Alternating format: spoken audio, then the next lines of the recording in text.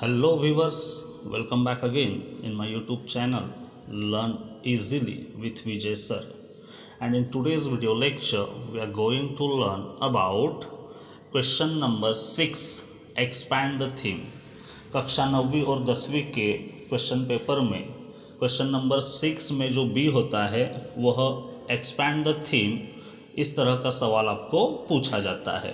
अभी expand the theme में आपको दो सवाल पूछे जाते हैं, जिसमें B1 और B2, और उसमें से आपको डू एनी वन, मतलब कि you have to solve any one from B1 और B2, मतलब कि B1 और B2 में से आपको कोई एक सवाल हल करना होता है। तो आज हम इस वीडियो लेक्चर में B1 ये जो सवाल है न्यूज़ रिपोर्ट मतलब कि किस तरह से रिपोर्ट लिखा जाता है, उस पर हम लोग चर्चा करेंगे। देखिए किस तरह का सवाल आपको पूछा जाता है। सबसे पहले सवाल के बारे में हम लोग डिस्कस करेंगे। सवाल है रीड द फॉलोइंग हेडलाइन, मतलब कि आपको एक हेडलाइन दी हुई रहती है पेपर में और कहा गया है रीड द फॉलोइंग हेडलाइन, मतलब कि नीचे जो हेडलाइन आपको दी है उसे पढ़िए एंड प्रिपेयर करना है, मतलब कि तैयार करना है, and prepare a news report, मतलब कि जो हेडलाइन दी है उस हेडलाइन के आधार पर आपको एक न्यूज़ रिपोर्ट बनानी है। जैसे कि हम डेली न्यूज़पेपर में ढेर सारी रिपोर्ट्स पढ़ते हैं, तो उस तरह की रिपोर्ट आपको यहाँ पर लिखनी है with the help of given points, मतलब कि नीचे कुछ पॉइंट्स भी दिए हैं, उस पॉइंट्स के आधार पर उसकी सहायता लेके आपको क्या बनानी है, एक न्यूज़ रिपोर्ट तैयार करनी है। यह सवाल आपको 5 नंबर के लिए पूछा जाता है, 5 मार्क्स के लिए यह सवाल होता है। बहुत ही इजी होता है ये सवाल, लेकिन ढेर सारे बच्चे यहाँ पर मिस्टेक कर देते हैं। इसीलिए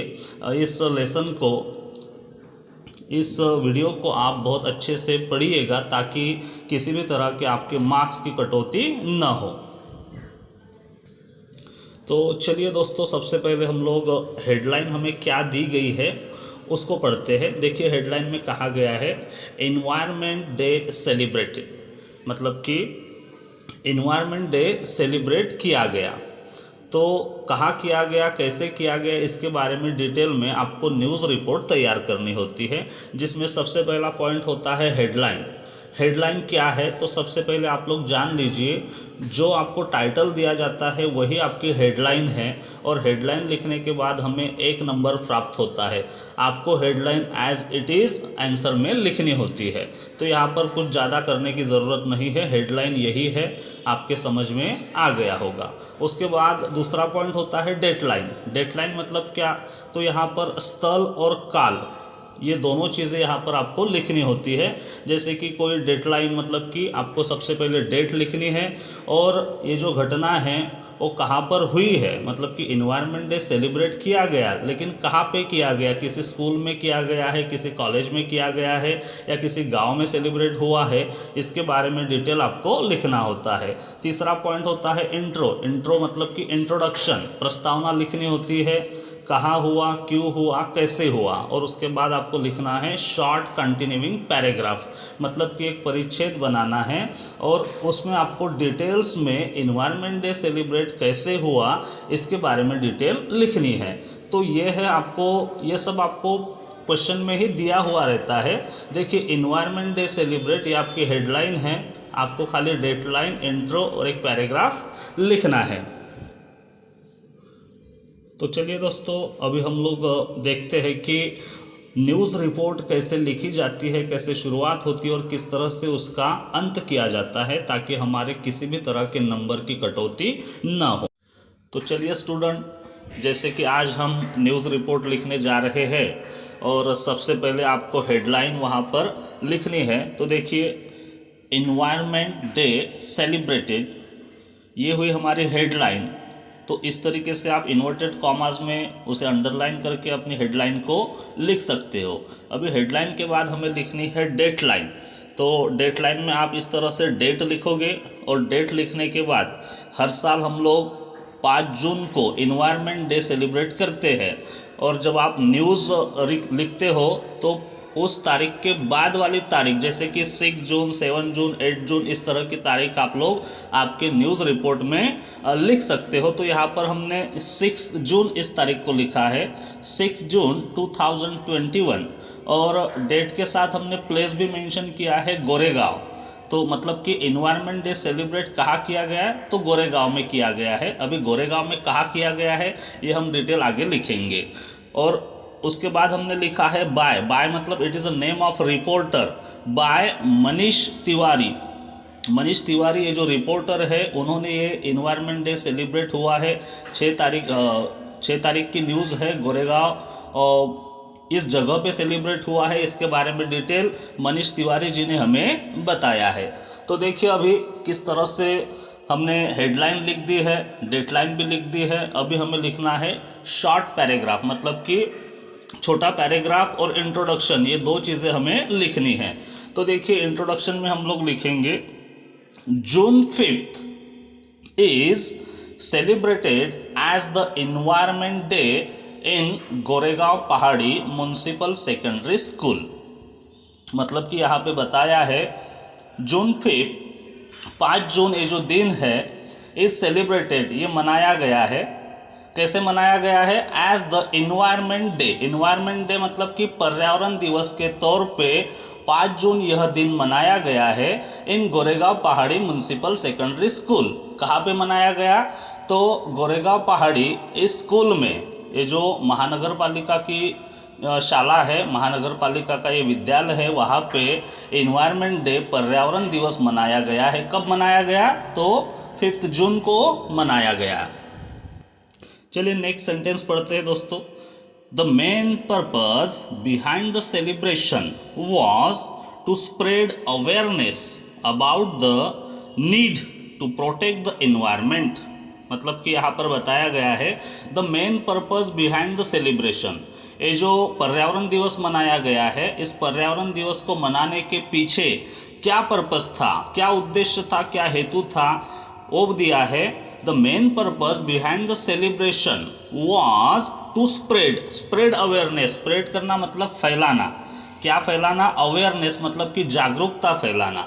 अबाउट द नीड, क्या जरूरत है? टू प्रोटेक्ट द एनवायरनमेंट, मतलब कि लोगों के बीच, लोगों के अंदर हमें जागरूकता फैलानी है।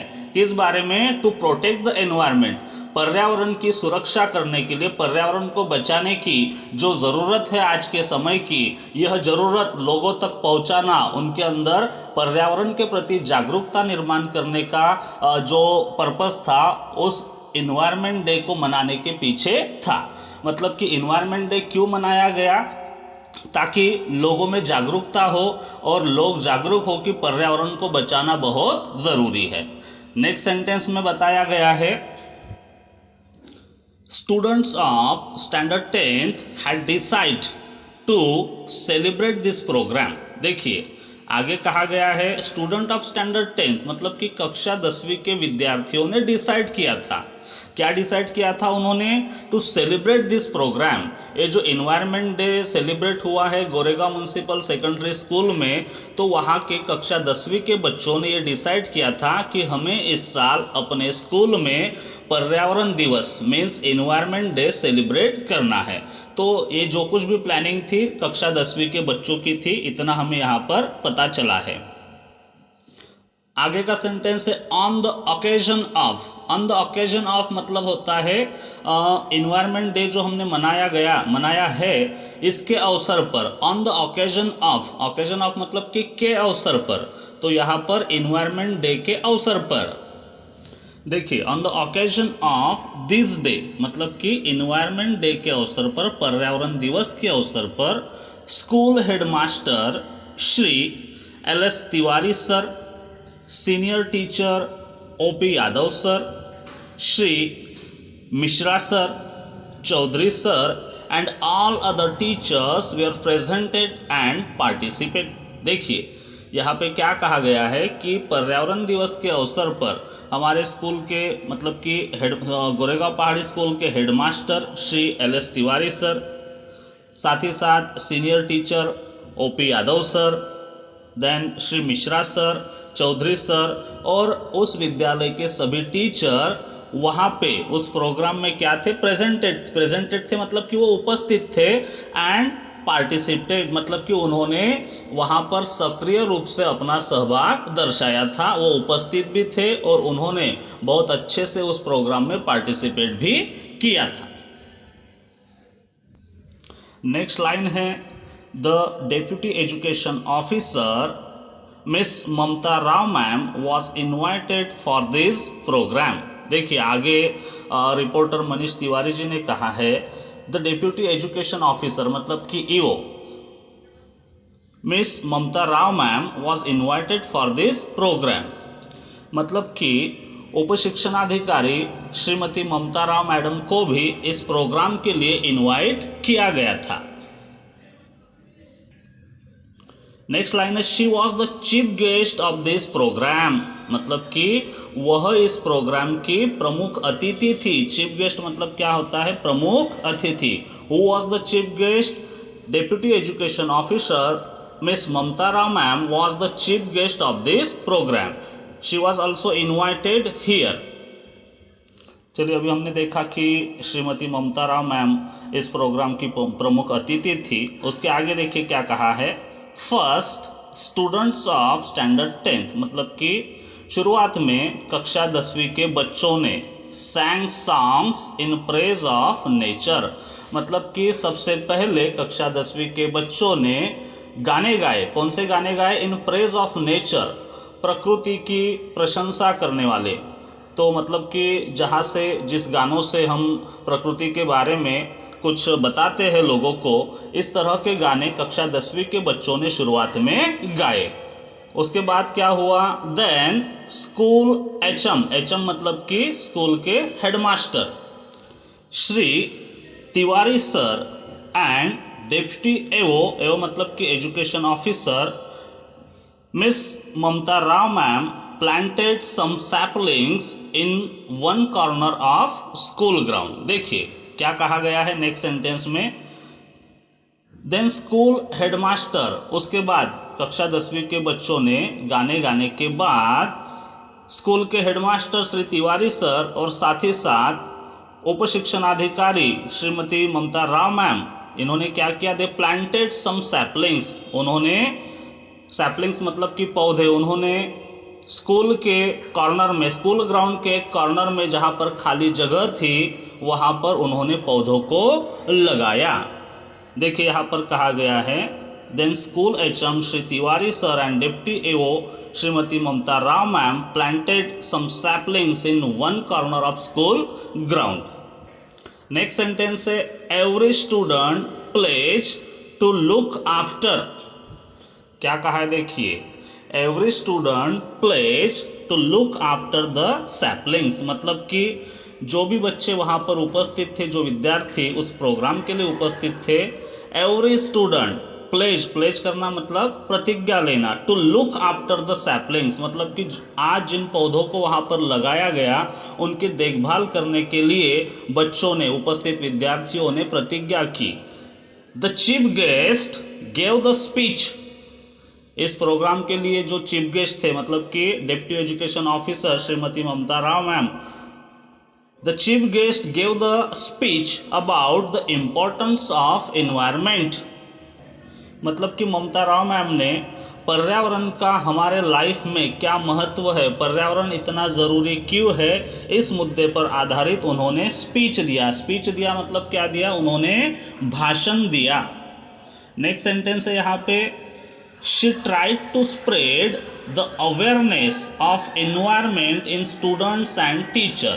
she मतलब कि श्रीमती ममता Rao ma'am, she tried to spread, उन्होंने स्प्रेड करने की कोशिश की, फैलाने की कोशिश की, द अवेयरनेस मतलब कि जागरूकता।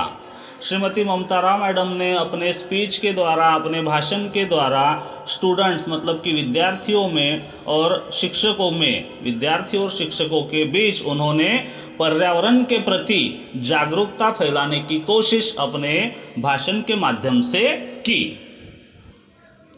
नेक्स्ट सेंटेंस है, she also told that she she told how and why trees are important in our life. मतलब कि श्रीमती ममता राव मैम डेप्यूटी एओ उन्होंने अपने भाषण में ऐसे भी कहा, she told how and why, how मतलब कैसे और वाई मतलब कि क्यों, क्यों और कैसे पेड़ पौधे जो होते हैं हमारी लाइफ में ये इम्पोर्टेंट क्यों है, ये भी उन्होंने अपने स्पीच के द्वारा उपस्थित विद्यार्थियों और टीचरों को बताया। नेक्स्ट सेंटेंस है, she also told that save the trees, trees will save you. मतलब कि उन्होंने आगे ये भी बताया, सेव द ट्रीज, ज़्यादा से ज़्यादा पेड़ों को बचाने की कोशिश कीजिए, पेड़ों को लगाइए, पौधों को लगाइए। क्यों लगाना है, क्यों उनको बचाना है, उन्होंने आगे कहा ट्रीज विल सेव यू। मतलब कि अगर हम उनकी ज़िंदगी बचाएंगे तो पेड़ पौधे भी हमारी ज़िंदगी बचाएंगे, जिनके कारण मनुष्य का जीवन स्वर्ग हो जाएगा। नेक्स्ट लाइन है एट लास्ट। एट लास्ट मतलब कि अंत में। School headmaster Shri Tiwari sir, मतलब कि स्कूल के headmaster Shri Tiwari sir praise all the students. School के हेडमास्टर तिवारी सर ने कक्षा 10वीं के सभी बच्चों की प्रशंसा की। प्रेज करना मतलब कि प्रशंसा करना। Tiwari sir praise all the students of standard 10th for held such a useful program. मतलब कि इस तरह का यूजफुल प्रोग्राम कक्षा 10वीं के बच्चों ने स्कूल में किया, इसके लिए स्कूल हेडमास्टर के द्वारा उनकी प्रशंसा की गई।